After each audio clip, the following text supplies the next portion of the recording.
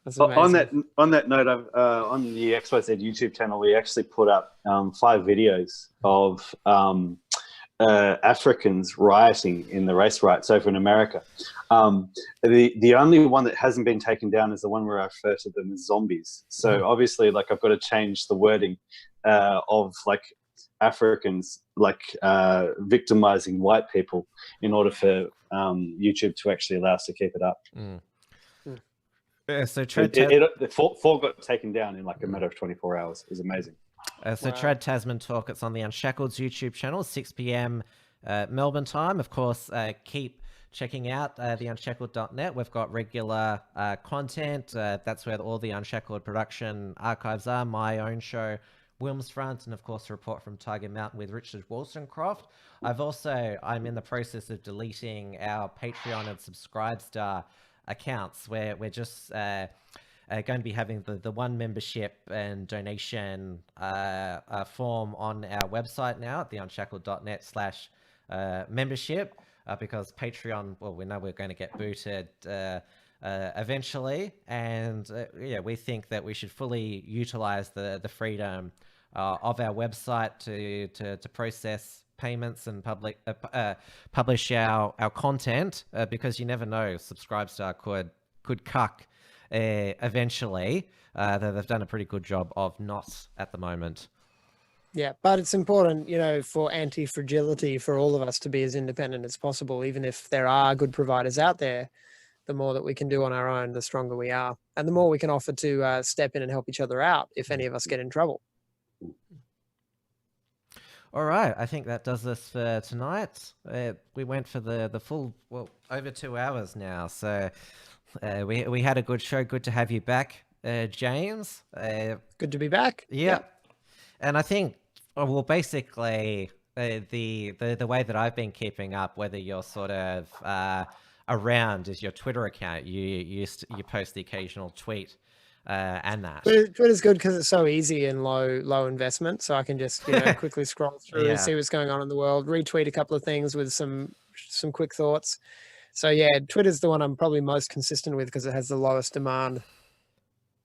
You're there at the mercy of, as I call him now, Jackass Dorsey. yeah, Jack. Yeah, Tom, I must say, was infinitely better than Jack. Tom Space. You remember Tom? Yeah, Tom. Yeah, Tom at MySpace. We dumped Tom, and he never did anything to us. Why? We traded in that effervescent smile and that mysterious whiteboard. We traded that in for a neckbeard soy boy. And a lizard in the case of Mark Zuckerberg. Yeah, Android. Yeah. Well, good show, fellas. Thanks for everyone watching at home. A lot of fun, guys. Good hanging out. Yep. Good night, everybody. Thanks for watching. Cheers, see you Thank you, same everybody. time, same place next Thursday night. All right. Take care. Cock. That's it.